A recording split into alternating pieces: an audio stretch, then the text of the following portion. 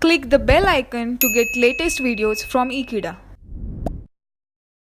Hello friends, this video we are now going to focus on how we can have a performance management very effective.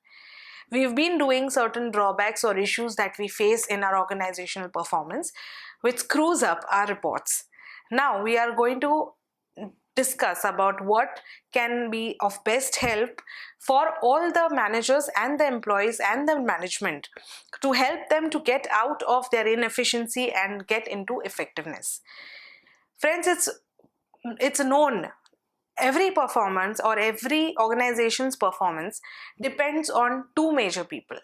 One is a person who's leading it, so the manager you would say, and other one are the people who are following him, so the employees. Both of them should have an amazing way of reacting to each other and communicating. This makes 70% of the work done. Friends, being a soft skills trainer, I always keep focusing on communication so much because I know at the end of the day, whether you know all the skills, any kind of technical or operational skills that we talk about, nothing is complete if there is no straight or clear communication. That's why I personally emphasize on a lot of clear communication, and that's what I always advise people to have. It doesn't matter which language you're talking in, but it really matters on what exactly are you talking. So friends, this video will definitely help you to take your organization to the next level by following certain ground rules of letting the performance get into effectiveness.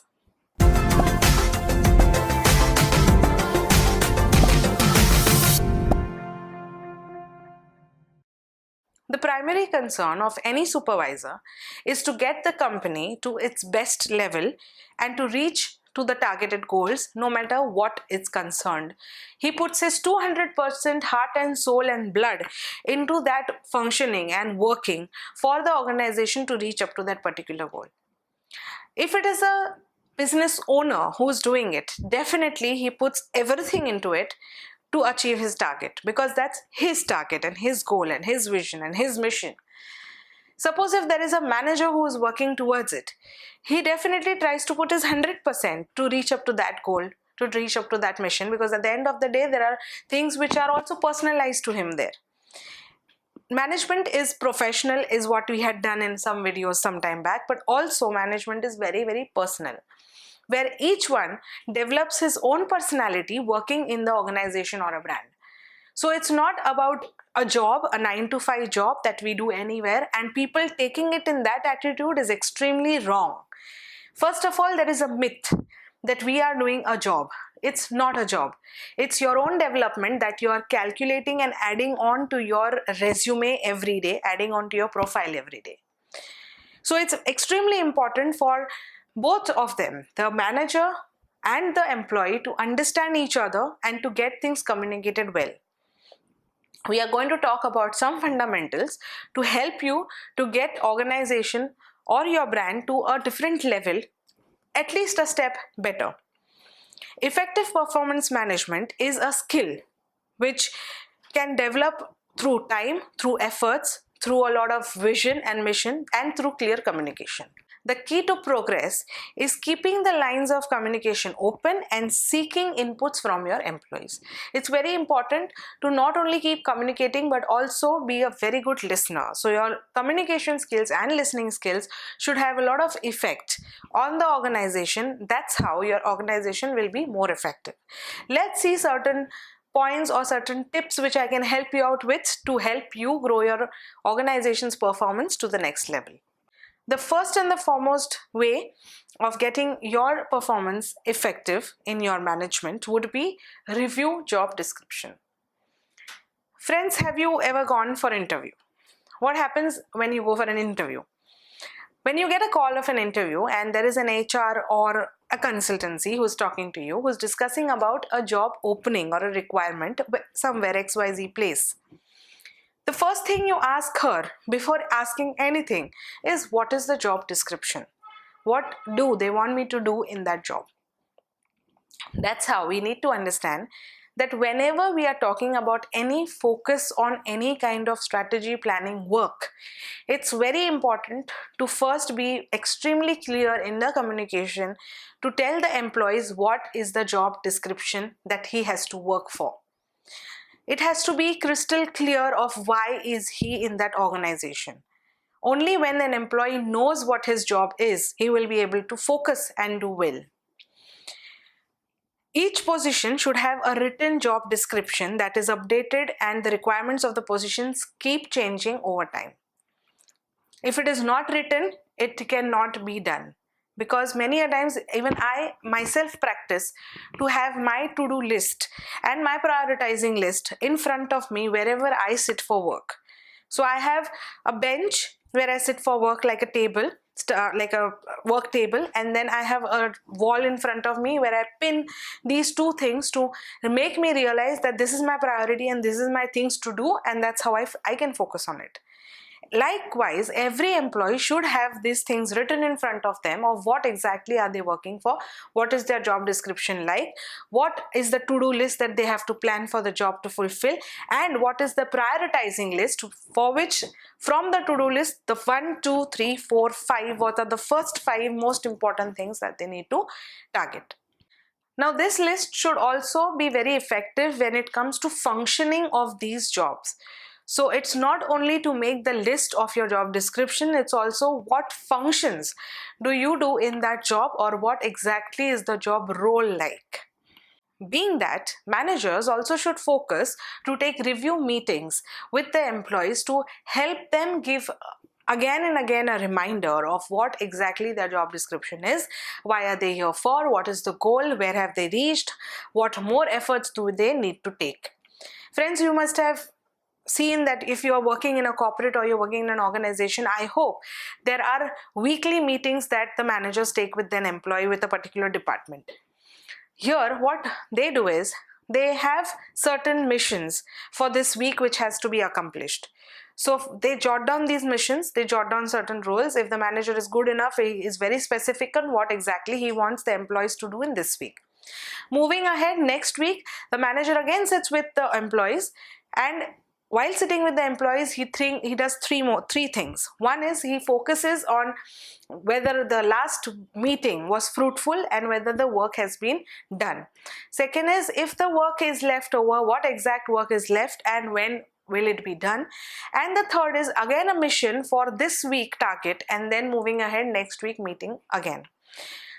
If a review of their duties and responsibilities are overviewed by the employees and the manager in these kinds of meetings, I am 100% sure it will make a lot of effect on the entire working. And as a manager, you would be the perfect leader, and as an employee, he would be a very clear known person of his jobs and his roles and his responsibilities. Managers can also use performance appraisals to determine if the employees need to improve in their skills necessary to perform their duty listed in the job description. Along with performance appraisals, they can also have trainings of some skills if they are lacking with a particular department or particular employee. They can also get into appraisals as in a small appreciations, where if the target given is achieved, and they need to be appreciated, they should be, because that would give them a motivation, a boost in their morale to function much better next time. So these are small things but really effective if taken charge of. As managers and as owners, I wish that all of us follow these things where we are very clear on reviewing job descriptions to each and every employee in our organization. If these things are sorted, I think personally 50% of the task is achieved. Let's move on to the next way or next tip or my suggestion or advice of how to get your performance organization to a next level. It's extremely important as a supervisor, we must constantly provide feedbacks to our employees throughout the year instead of waiting for the annual year performance appraisal. Friends, it's very important to have, like I said, weekly meetings and all of that. It's also very important to give them certain feedbacks while we are treating them in that meeting.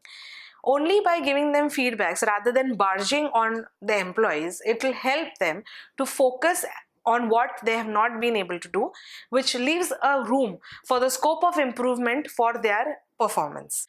Providing continuous feedbacks helps employees to understand where they stand and what is their scope of improvement or what more they need to do for achieving their goals and their targets. Positive feedbacks is in the form of praise, which can boost an employee's morale, and constructive criticism immediately after an employee mistakes can prevent a minor issue from escalating into a major problem. So friends, many a times it happens that when you give a positive feedback, when things are done well, the person gets geared up. At the same time, if you give negative feedback without telling them what can they do to cover it up, or if it is a harsh feedback, the entire situation goes bad to worst, because at the end of the day that criticism is always taken into consideration, which ends up in major problem, and the resolution of the problem is then very difficult. I also train on conflict resolution, but I always want or would like when that particular subject goes out of the window or out of the box, because getting into a conflict is bad at the first given point of time.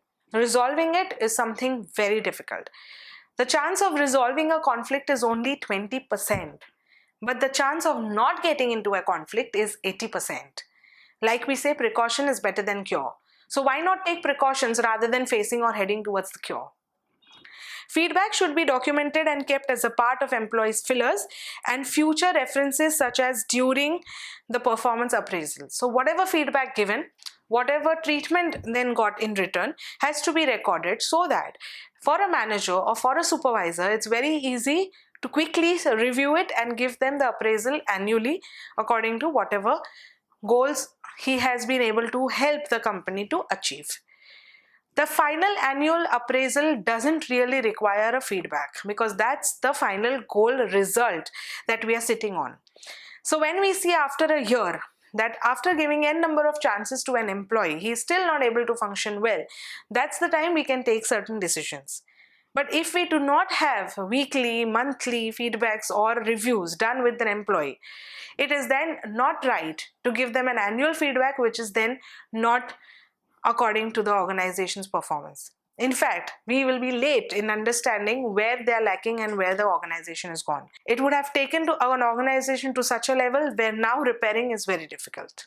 Friends, this is the second major, most important way of handling the appraisals of our organization, by providing frequent number of feedbacks to our employees through the manager, through the management, through the supervisors. So all the supervisors and all the managers who are listening to me, I hope we start focusing on these major aspects of taking your organization to another level. The third most important way, or a good way of handling the situations or issues, is to seek solutions. Friends, we are all very good at telling a person what the problem is.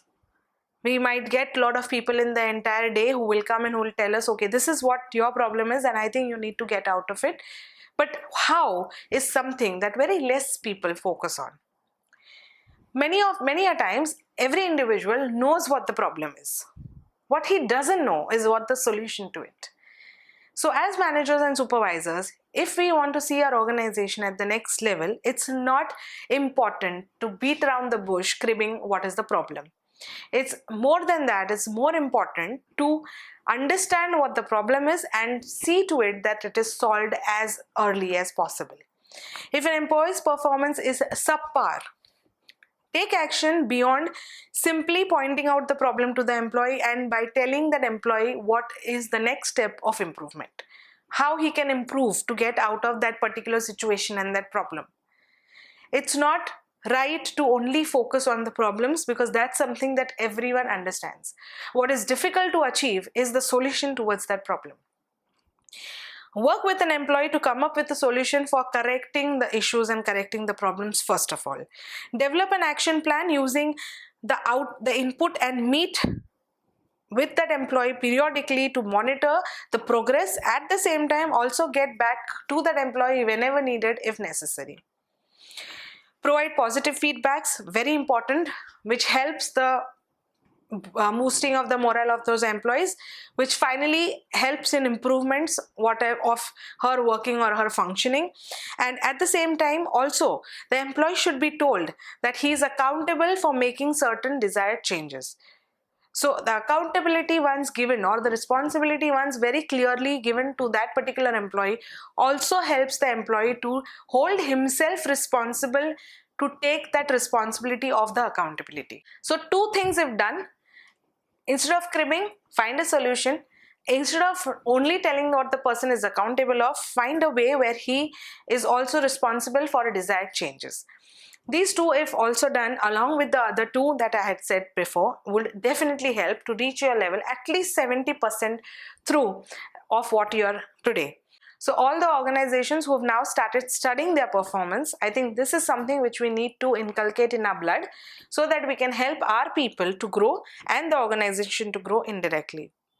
Now, the fourth and the most important tip is very sensitive, because we are now talking about humiliation and we are now talking about chastening about a person. So, rebuke in private. When I say rebuke in private, means publicly chastising an employee for a mistake leads that employee to a situation of humiliation, and that person then cannot face his peers. We often make it a point to be very loud at times to show the anger or to show the stern and the steadiness. And many a times we have this feeling or a mistake that by doing so, all the others also would start doing their work. But it is not that. It never happens like that. In fact, what we are doing is we are ruining the situation then and there. Managers and supervisors should understand that they have nothing to do with any other employee while they're focusing on one. So if there is any mistake done by one employee who needs that kind of whacking or that kinds of shaken up attitude which you need to show as you being too focused and rigid, it is very important to do all this into the private. If we start shouting in front of his peers, he gets humiliated, and then either there is a skip in the job where he just never comes to the office next day, or his attitude goes worst by saying that I don't care anyway, I get shouting in front of so many people, so I really don't care, I'll still continue doing this. So either there is a drop or either a negative attitude which starts developing with the employees. The employee, instead of having a respect, would have a lot of disrespect to all the managers and owners who do that. And once there is a disrespect created in the minds of an employee, they never ever work for the targeted goal of the brand and company. Then it is only their affair for working for some piece of their salary, and that's it. And friends, we are not here, or any organization or brand are not here to only pay people for what they're doing. We are here for an upliftment or the transformation of their lives of our brand and the people along. A better course of action is to meet that employee in private, to counsel him about the situation that went worst. Before barging or before firing a person, it's important to take him into consideration, into empathy, and counsel him for what had gone wrong. And not only focus on problems, but also understand him and see to it that you give him some kind of solution to get out of that.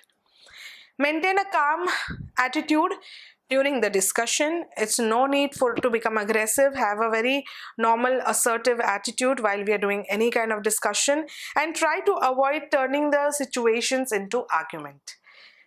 That session should be only discussion. It cannot turn into argument. So we need to see to it, all the managers and owners need to see to it that that situation doesn't get into any kind of argument. You will likely gain the respect of the employee and will be appreciated that the fact that he has that opportunity to present the point of view in front of you. Suppose if all the managers are simply barge on the employees, there is no way that they can put up their point of view. Many a times it happens that after asking the reason of why there was this kind of attitude that they had showed at the particular situation, we realize that the employees had some point of view which they need to share, which would have been a different effect if they had been understood by their point of view. To give you a classic example, Many a times what happens is, as we always say, the frontline desk managers or the front desk managers or the front desk executives are the people who face the customers every day, frequently. Here they know what are the issues that they go through and what are the problems that the customers come up with. At this given point of the time, the top level management is not there to see what exactly conversations the customers have with the frontline managers.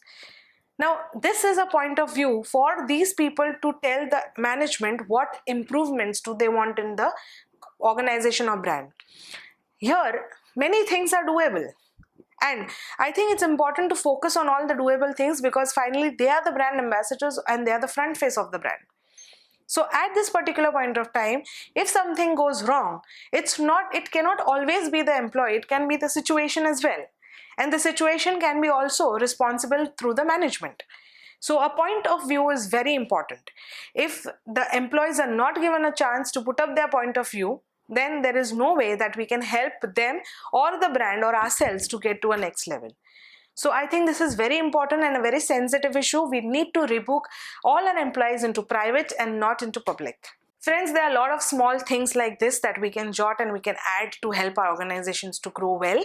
You can also go on Google and search of all the things that can help you to add on to your list of getting your organization to the next level performance. These were some tips and points from my side to help your organization perform effectively.